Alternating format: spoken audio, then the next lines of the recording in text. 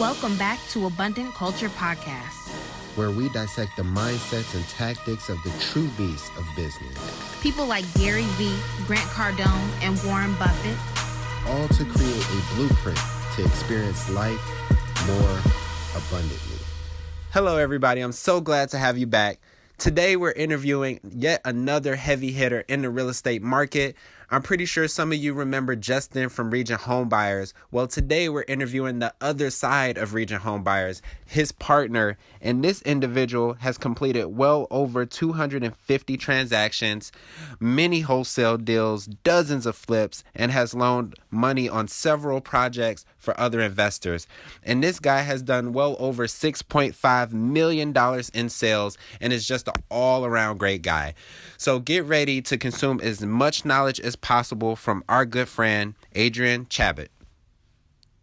So I totally appreciate having you on today, Adrien. It was great to not only get to, I guess, have you on the podcast, but also earlier we had Justin on the podcast as well. I know even though you guys are partners and are in the same business, some of your experiences are a little bit different. And even some of the roles in which you do business are a little bit different too. So we are definitely going to dive a little bit deeper into that today. But before we get started with all of that, a lot of my viewers would like to know, what's your story? Like, how did you actually get into business? Why did you get into business and things of that nature? Cool. No, again, thanks for having me. I actually have a unique story. It's probably similar to a lot of people where I started in one field and what I do now is completely different. I got my undergraduate and graduate degrees in biology. Wow. In my first job, I managed a human genetics lab at the University of Chicago. So lab stuff, research, it was pretty cool. Just the pay sucked. So after 3 years there, I left that and I went into selling insurance door-to-door straight commission, which was pretty cool. But I did that because I liked the idea of being able to control my income. I was told when I got started with that, if I worked hard, studied hard, and was coachable, I'd do well. And I like that, if I wanted to work 2 days, I was going to make X amount of money. If I wanted to work 5 days, I was going to make a lot more. So I did that for 8 years, did very, very well. And one of my clients in the area for insurance had a large wholesaling company. And he had talked to me about, finding him vacant houses because of all the door-to-door I was doing. And he'd give me a $500 fee. So in my spare time, I'm looking up wholesaling and reading about it. And this would have been in 2015. Now, backtrack, I had a rental that I picked up in 2012. So I was interested in real estate. But like a lot of people, I didn't have the money to expand. So I heard about wholesaling, did a lot of research on bigger pockets. And at first I was totally turned off by it because of all the negativity on bigger pockets. But through my insurance sales and through other stuff, I saw the value in wholesaling, just doing it the correct way with honesty and integrity. So I'm like, I'm going to build a business and do it the right way. So I did 3 deals part-time in 2015 in the fall, just kind of, and at the time I was living with my in-laws, which is never anything that you want to brag about. But I totally get it. 3 deals in 3 months, made 20 grand. I'm like, this is pretty cool. So January of 2016, I went full-time. And it was scary, but, like with the insurance, I figured if I worked hard, I learned the industry and I, met people and networked that I'd do well. And probably in March, I had a come to Jesus moment where I was like, is this really what I'm supposed to do? And I had already been making good money. It was just a lot harder. I met Justin that same year and he had actually funded some of my first deals. And then through conversation, I'm like, I want to expand. He was ready to expand. I'm like, we can go each expand our own businesses and have to hire people, train people, or you already know everything. I already know everything. Let's put our skills together. And instead of working 70 hours a week, we'll maybe work a normal schedule. Yeah. Instead, we joined and just tripled our goals. So we partnered in October of 2016. And it's worked out really, really well because he's really good at certain things. I'm really good at certain things. So he has his roles. I have my roles. I manage more of the day-to-day business things, the financing. I do all the marketing for us. He does more of the appointments, the buying. I deal with more, since I'm more on the analytical side, I deal with more of our rentals and those numbers. Yeah. He deals with more of the buying and the rehabs. Awesome. So that's pretty amazing, because I didn't know your background. I just knew you guys were partners. So I didn't know how that dynamic actually started. So it's great to actually hear in depth kind of where you're coming from. Yeah, when I started, the big thing for wholesaling is people backing out of deals, not closing on it. So like if I'm going to tell them I'm going to buy the house, I'm actually going to buy the house. So I close on all my houses. So on some of my first deals, I didn't have the ability to close on them. So he was a private lender on it. So that's kind of how we met. Oh, that's awesome. So kind of a question that I wanted to piggyback off of that. So you mentioned that you started off kind of like in biology, managing labs, and went into insurance and these different things. Are there any, I guess, skills that kind of helped you in your current business, or was it like a totally new field, or did some of the things that you actually learned in your previous careers actually carry over to what you do now? That's a great question. When I was in college, I was approached by a guy that I don't want to say I didn't respect, but in college I was athletic, jockish, had an ego, competitive. This was a guy with puffy hair and very extroverted, and I'm not that. And he's like, "Hey, you want to sell books this summer?" And I'm like, "Dude, that's stupid. No, I'm not going to go sell books." He's like, "If I can show you a system where you can make $8,000 to $10,000 this summer if you're average, would that be something you'd at least listen to me about?" And I'm like, "Well, I'm not average, so 8 to 10 grand, whatever. But I mean, that's a lot of money for someone in college." Yeah. So I was paying my money. So I went to the meeting, and they're showing all the checks that people made. I'm like, "Dude, for 10 weeks I can sell books door to door to make 10 grand." So I ended up doing that. This would have been after my freshman year, and I ended up making like $22,000 that year, which paid for school. And I did that for 3 summers. And I wasn't a natural salesperson. I think the only reason why I did well is I honestly outworked everybody else. Yeah. There were people that had a lot more skills than I did, better people skills, better personalities that could sell something to anybody. They just, they'd have an obstacle and they'd give up. And I committed to the summer regardless of how bad it was. And I just went out there and worked hard. And because I put in more hours and more presentations, I sold a lot of books. And that's the reason that the guy who hired me at the University of Chicago, he's like, "I don't care how good you are in biology or genetics." He's like, "If you can sell books for 3 summers, door to door, straight commission, you can at least set up my lab." It was a brand new lab. So that got me that job. But even like insurance was the same way. It's all numbers based. It's all 90% of what I did in insurance was in my head. There were days where I didn't want to work. There were days where I wanted to quit early. But because I was focused on hitting my goals and focusing on the big thing for sales and being in real estate, I'm in sales. I have to sell to people that I sit down with the value of why I'm their best option versus their other options and show them how I can help them. But the big thing is I focus on the things that I can control. Yeah. I don't control who's going to say yes or no and sell me their house, but I do control how many phone calls I make. I do control how much marketing I do. I do control how many houses I go see and how many offers I make. And I know if I make X amount of offers, I'm going to get X amount of sales essentially. So Awesome. Just a lot of that mentality, the persistence, the tenacity not to give up. And there are days where this is tough. Last week when Justin was on vacation, I'm dealing with everything. And with all the rain we had a flooded basement in a $300,000 house that's supposed to close in 2 weeks. It was stressful. Yeah. But because of some of the mindset things that I've learned through previous experiences and books and whatever, I survived. I'm still here. Yeah, for sure. That's great. So you mentioned that you had kind of a hiccup in a $300,000 house that's getting ready to close or supposed to get ready to close. And that leads to my next question, which is how do you actually find deals? Because I know there's a lot of people who, they get into real estate and they think, oh, deals are like, well, they're thinking like finding the deal is easy, and then I talk to some people and it's like the hardest part.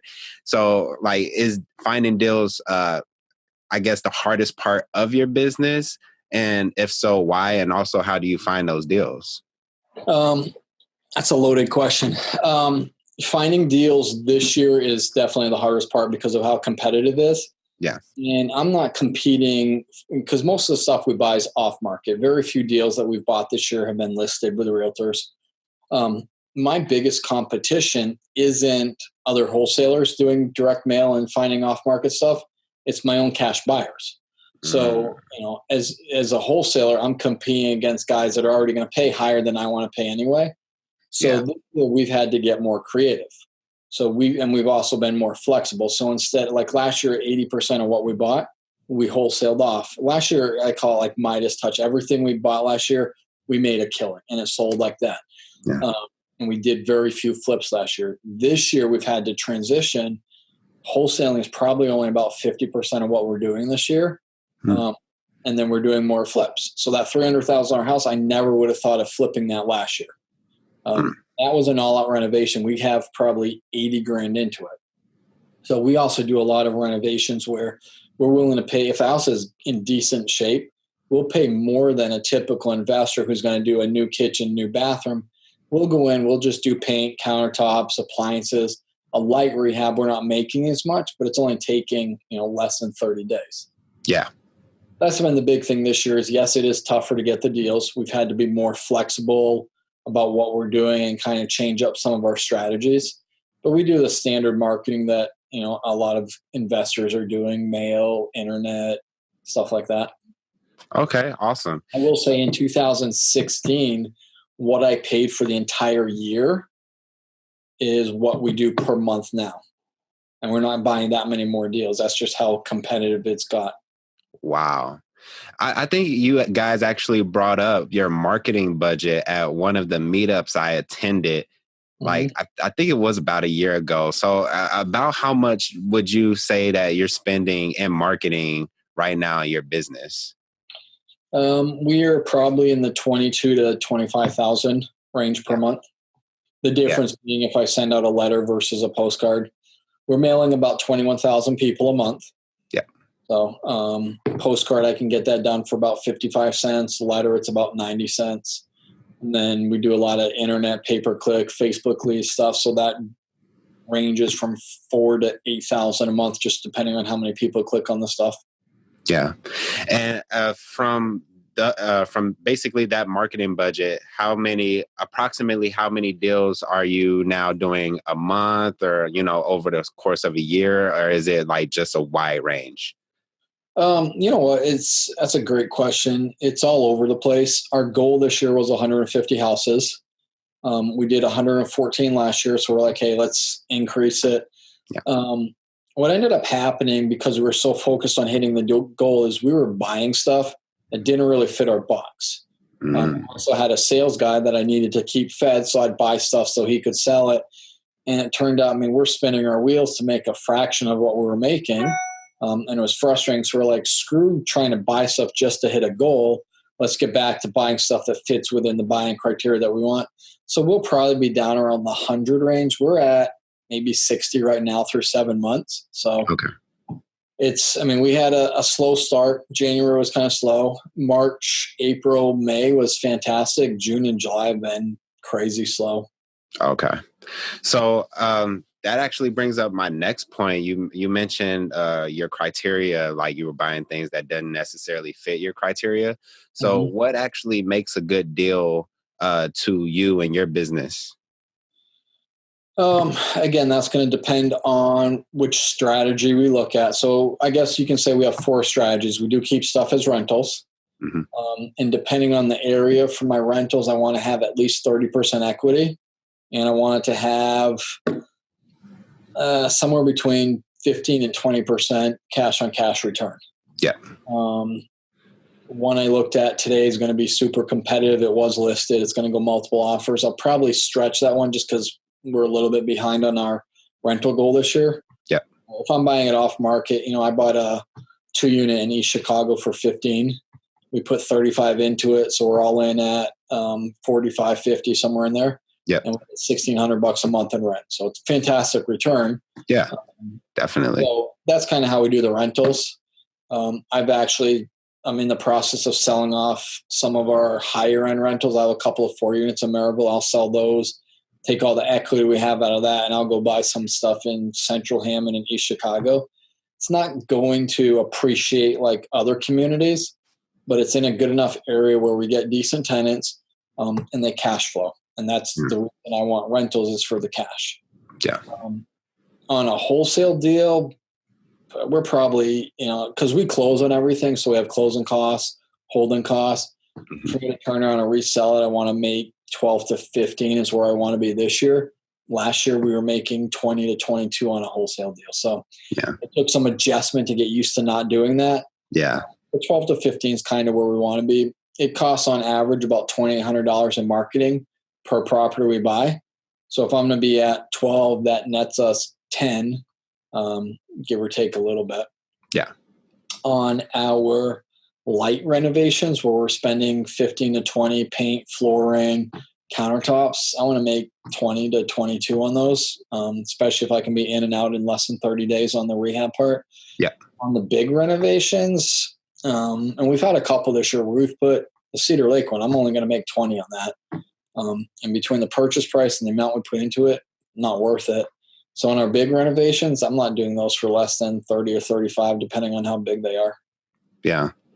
That makes sense. And it's great that you have your criteria spelled out so much, because a lot of people, and I even made this mistake when we first got into real estate, you want to make money, and then you don't have like a set price point where I won't do a deal unless it's this. And it's really important to set that, because I've seen when people don't, they've actually done deals that, sometimes, best case scenario broke even, but sometimes they actually lost money because they didn't have that criteria in place. So it's great that you actually had that.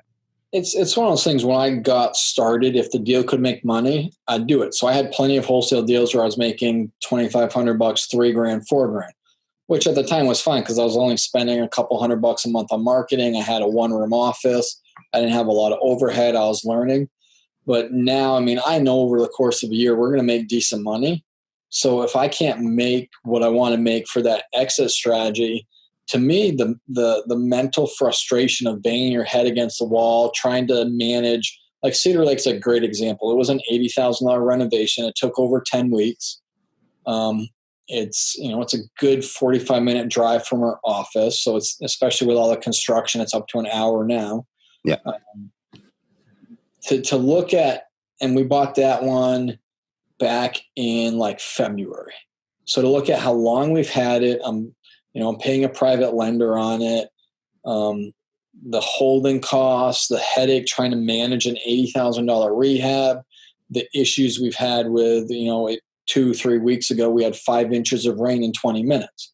Well, it hit the house at a certain angle. It all came in the basement window.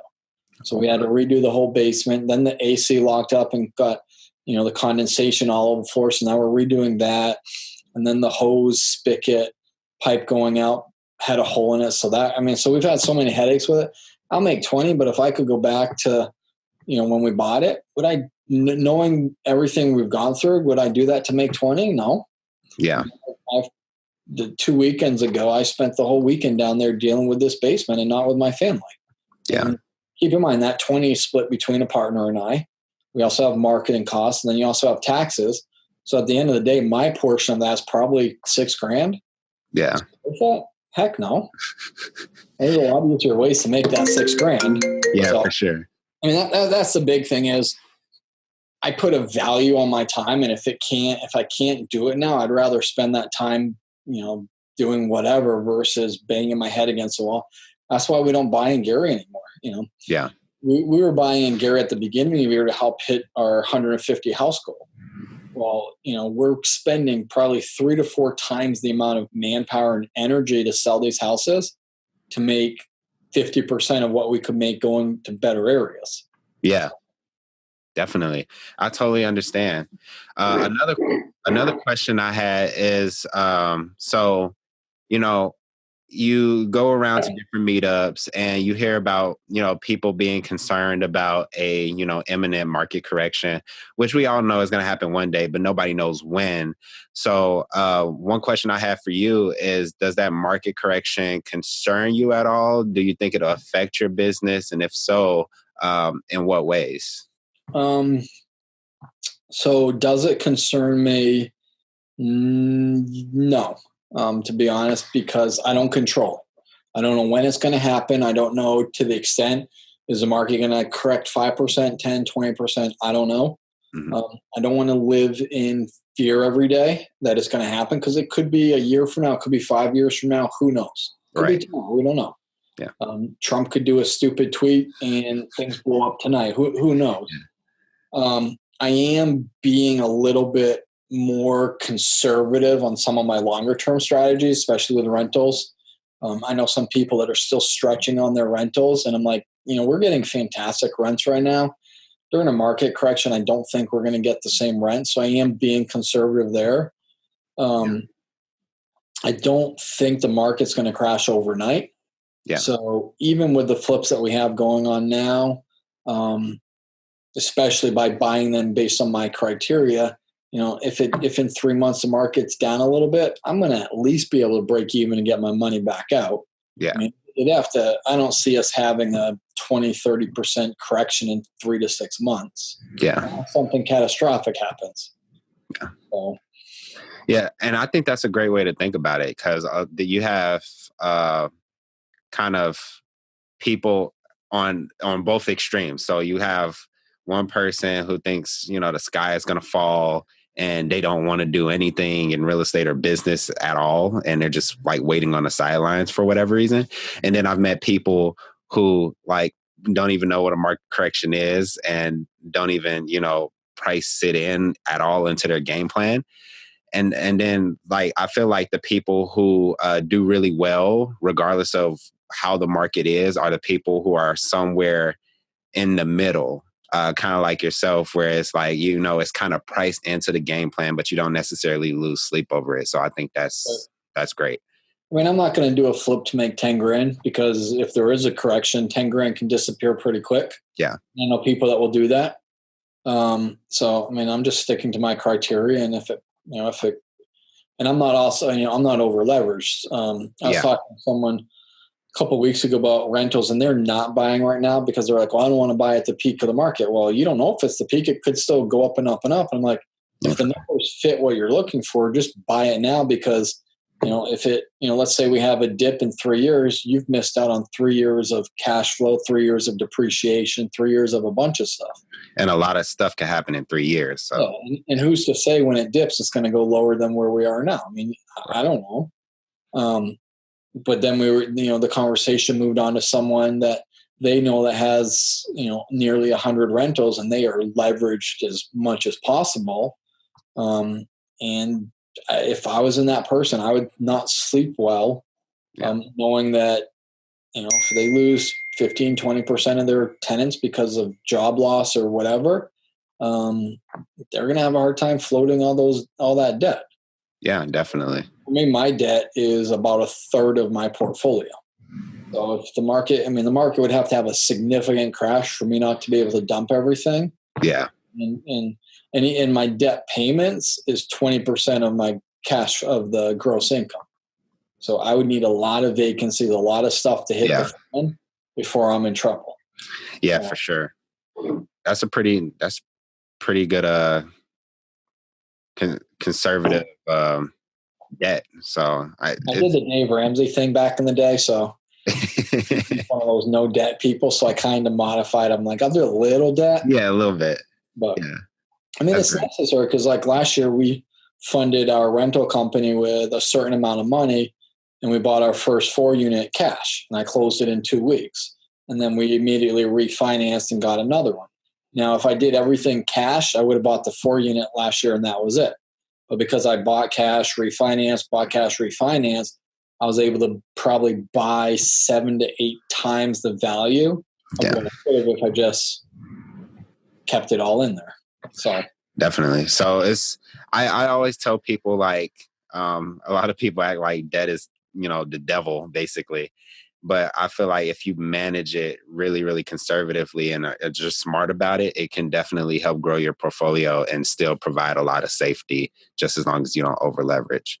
So another question I have is, what's your favorite thing about wholesaling specifically? Because like you said, it was like the one, what you started with, and then two, it's about 50% of your business today, approximately. So what's your favorite thing about it?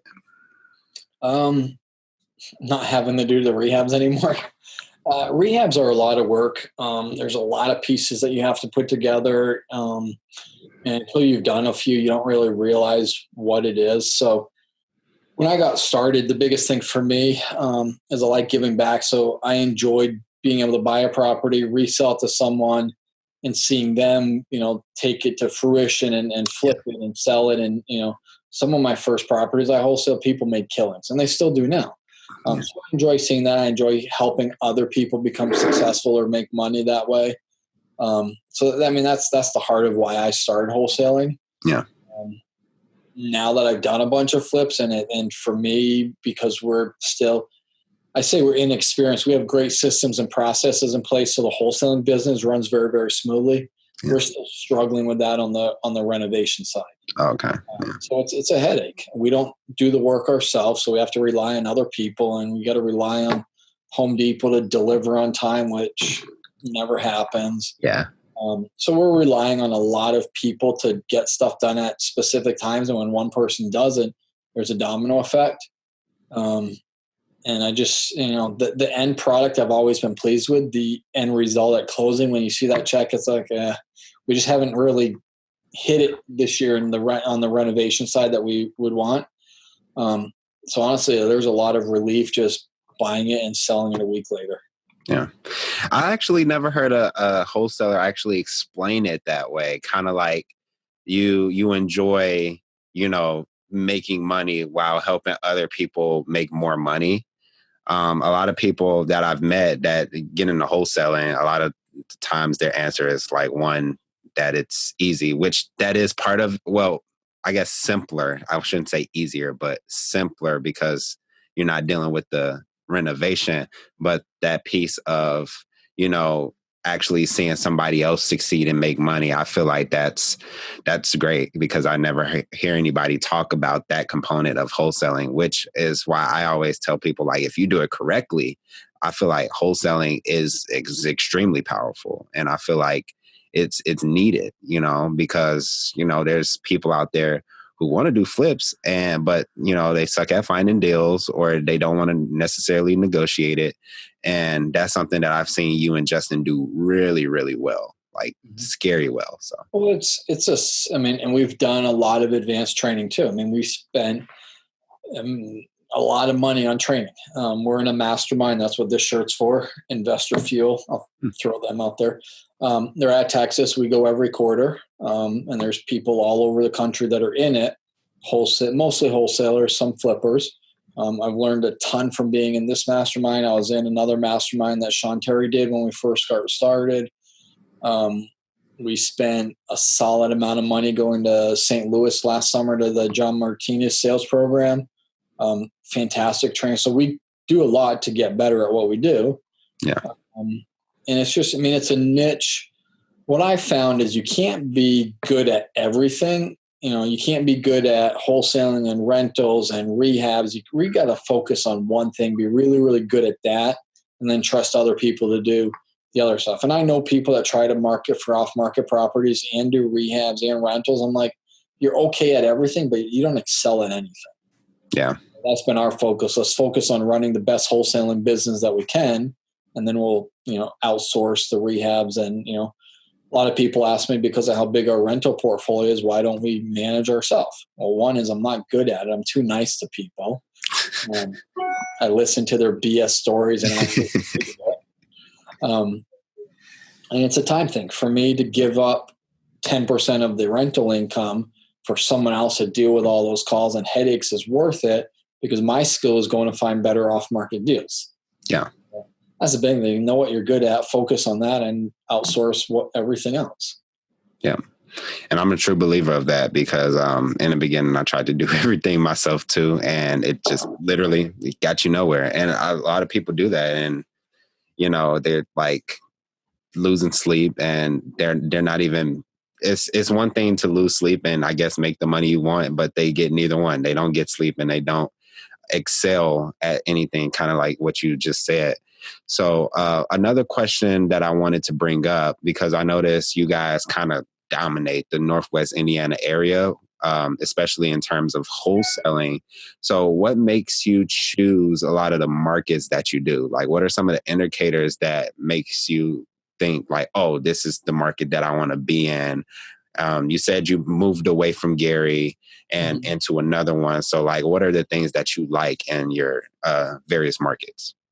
So the way that I picked the market that I want to invest in was this is where I live. I know a lot of people that try to do virtual wholesaling, virtual investing. And for me, I'm like, we have a really good area.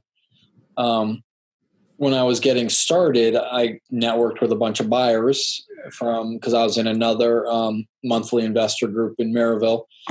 And basically I was like, you know, where are the people buying? And I found that for the most part, a lot of your rentals were going to be Hammond and Maryville. Then you had a bunch of people that were, you know, doing it in the A communities. Your flipping was going on in your A communities. The BC communities weren't doing anything. East Chicago, Gary at the time when I got started, nobody touched that stuff other than a handful of people. So I marketed in areas where I knew I could sell the stuff. I'm not going to go market in Morocco, you know, an hour south down in the farm field, a town of 1,500 people, because I don't know anybody that's investing down there. Yeah. And we've, over the years, as we've tried to expand and add additional revenues, you know, we've talked about, you know, do we go to Lafayette? Do we go to South Bend? Do we just jump the border and do Illinois? And we've done a few deals in Illinois, and, you know, it's different. It's almost like having a separate business because I'd have to have different buyers. They're an attorney state. Closing costs are insane. We did a deal. We bought it for $50,000 and we paid $6,000 in closing costs. It was stupid. Jeez. And when we sold it for $90,000, we paid that same $6,000 again. So wow. It does, you know, when attorneys are involved in taxes out there, it didn't make any sense. So yeah, for sure. We've expanded. You know, when I started, I was only in one county, and then we've added Porter County. It was probably about a year ago when I started to see a lot of good things happening in East Chicago that we added marketing to East Chicago. So we've expanded as it's made sense. We added Gary and then decided it wasn't a fit for us, so we've pulled out. Not to say anything bad about it. I know a lot of people that are doing a lot there, but you know, neither me or Justin are experts in that area, and just wasn't worth our time. Yeah. What is the thing that you've seen in East Chicago that made it a little bit more attractive to you to give it a second look? The town is investing a lot of money in the infrastructure, making the roads better, parks, getting a lot of big companies moving in. What I like about and why I keep it as rentals is I can still get stuff at a fairly low price that gets decent rent. So I can hit, you know, in East Chicago, I'm expecting on most of my stuff 20-25% returns. Yeah. It's better, in my opinion, better quality tenants than Gary. Awesome. And is that 20-25% returns with leverage? No, because I can get the East Chicago stuff low enough that we own it all for cash. Oh, okay. Oh, that's really impressive. I mean, I have we have two single family homes that we bought last year, one for 14 and one for 18, and one gets 750 and one gets 800. And we've not had to do more than, I think each property we put about $3,000 or $4,000 in. So let's say I'm all in at $20,000, we're getting, you know, $9,500 a year in rent. So if you figure half of that goes towards expenses, let's say I'm making $5,000 a year in rent, and we were all in at 20. So that's 25% return. Yeah. That's actually really good. And if I wanted, I could turn around and sell each of those properties for twice what I bought them for. Yeah. Well, I'm not going to, because I'll keep that stuff. Yeah. That's awesome. Especially the duplex that we bought, we're all in at 45 and we get $1,600 a month in rent. Yeah. Well, again, it's, you know, if you take half of that as net income, that's just under $10,000 a year. So that's, you know, we're at 22% return there. Yeah. I could turn around and sell that for twice what I have into it if I wanted to. That's awesome. So it's hard to find that stuff in better communities where it makes sense. No one's getting a 20% return in a Class A neighborhood. Yeah. If For you can sure. if you can buy the house that low where you're going to get a 20% return, you're just going to flip it and make a killing anyway. Yeah. Definitely. Man, that's awesome. Cause I didn't even know. I knew the numbers in East Chicago were pretty good because I looked at a couple properties there, but I didn't know they were that good. Like that was. Keep in mind, I'm buying them off market, so I'm getting them well below what they would be if they were on the MLS. Oh yeah, that's true too. I looked at one that was on the MLS today, and it's been listed for a bit, and it'll still be a good deal, but it's not going to be. I'll probably be in the 15 to 18% range. Oh, okay. So, yeah. But on that one, I'll probably use my IRA for it. Okay. Oh, that's something that we could definitely talk about on a later episode. So you could do a whole podcast on that. Yeah, I can. That'll be another topic. So we'll talk about IRAs another day. But what's kind of the number one thing that you will want somebody to take away from you on this podcast, whether it be just about business in general or about real estate specifically, or maybe just mindset? What is the number one takeaway you would like to give people? I'd say the biggest mindset, and this is where because when I was doing the insurance for the 10 years, I did a lot of recruiting, and everybody's like, oh, I want the big income. I found the people that were the most successful, and this is going to be transferable across careers, is they have a big enough why, because whatever you're going to do, if it was easy, everybody's going to do it. And if everybody can do it, it's not worth, you're not going to get paid what it's worth. So the things that are going to have the highest reward are going to be things that are hard. And there are going to be days where you're going to be down in the dumps. You're not going to feel like it. You're going to want to give up. So if you have a big enough why, and that's another way of saying a goal, but if you have a goal that you're emotionally tied to and it means something to you, it would almost be painful to give up on, you're going to fight through those tough days. You're going to fight through all the criticism you hear from the naysayers. I mean, my father-in-law, when I got started wholesaling, every day, hey, are there going to be enough houses for you? Are you going to be able to do this for a while? And I didn't tell him what I was making for at least the first year or so. And then I think it was after I had my first full year, I showed him my tax return. That's all I did. Just showed him my tax return. And it was kind of like, all right, can you shut up now? I'm doing okay.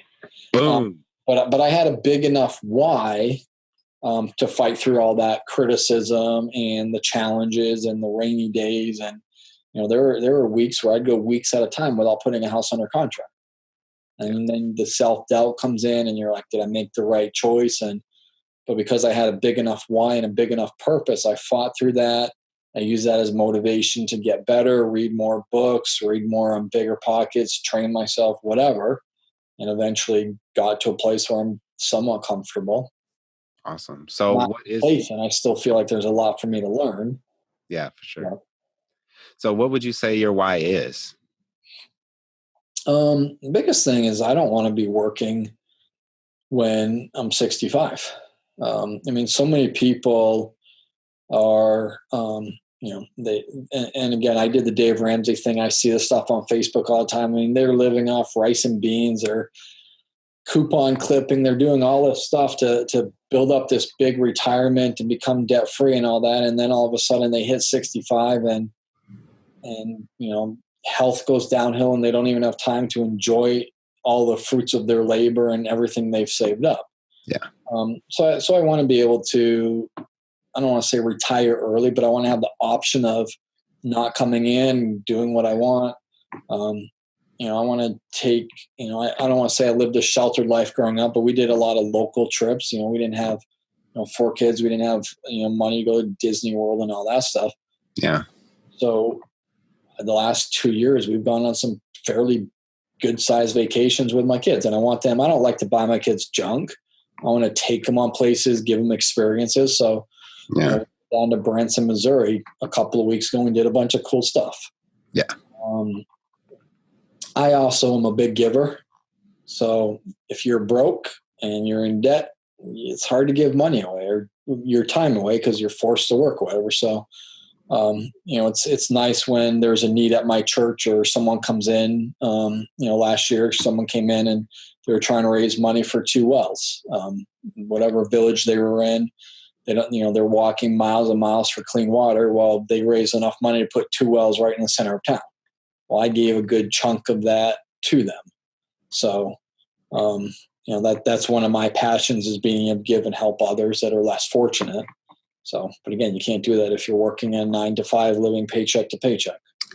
Exactly. And that kind of answered my next question that I was going to ask you was, how do you spread abundance? And one thing I do love about your company, Region Home Buyers, and as well as you and Justin, is that I think it was not the last meetup, but the meetup that you guys had in December, if I'm not mistaken. You had the admission was somebody had to they could either choose to pay, I think, the $10, or they could bring in like food items that you would then go and donate. And I think that more of that is needed in our society. And I just love that you guys use your platform in order to spread charity and abundance and different things of that nature. So I want to personally thank you for that, because that definitely means a lot to me. No, I appreciate it. Yeah. And the group itself is, I love to teach. So it's, another way for us to give back. Yeah. And again, we've been blessed. We've done very, very well. I mean, I can't take all the credit. Yes, I work hard, but God's blessed us at the same time. And yeah, for sure. The soup kitchen that got the food, super appreciative of this. So we did that in 2017, and our group back then, we only had like 40 people that were coming by the end of that year. That was the first year we did it. Mm-hmm. We collected like 177 cans of stuff. That's awesome. And then this past December, we were topping out around 100 at that time, and we collected nearly 1,000 cans of stuff.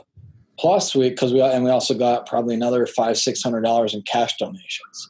Wow! So it's probably one of the, and that's thanks to everybody that was there and participated. But that was one of their largest donations all year, which is honestly sad. 1,000 items of food.